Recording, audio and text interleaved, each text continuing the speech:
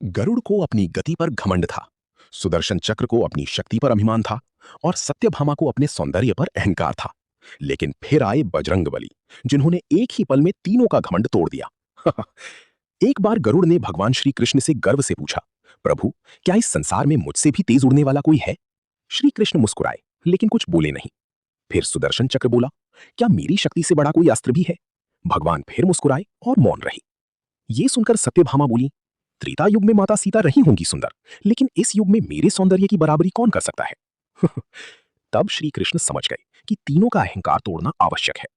उन्होंने गरुड़ को बुलाया और कहा, हिमालय की गुफाओं में एक महान वानर तपस्या कर रहा है, जाकर कहो कि द्वारका में राम और सीता उसकी प्रतीक्षा कर रहे हैं। फिर सुदर्शन चक्र से बोले, द्वार पर पहरा देना, कोई भी अंदर ना आने पाए। और सत्यभामा से कहा, तुम महारानी की तरह सच कर आओ। गरुड़ हिमालय पहुंचे और गर्व से संदेश सुनाने लगे।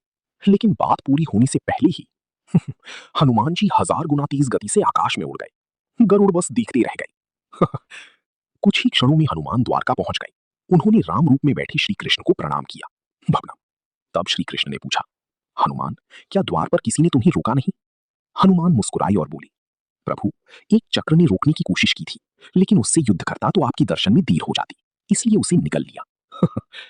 इतना सुनते ही पूरा महल स्तब्ध रह गया। फिर हनुमान ने सत्यभामा की ओर देखा और बोले, प्रभु, ये दासी कौन है? मेरी माता सीता कहाँ है? ये सुनते ही सत्यभामा का घमंड टूट गया, गरुड़ का सिर झुक गया और सुदर्शन चक्र भी शांत हो गया। इस प्रकार भगवान श्री कृष्ण ने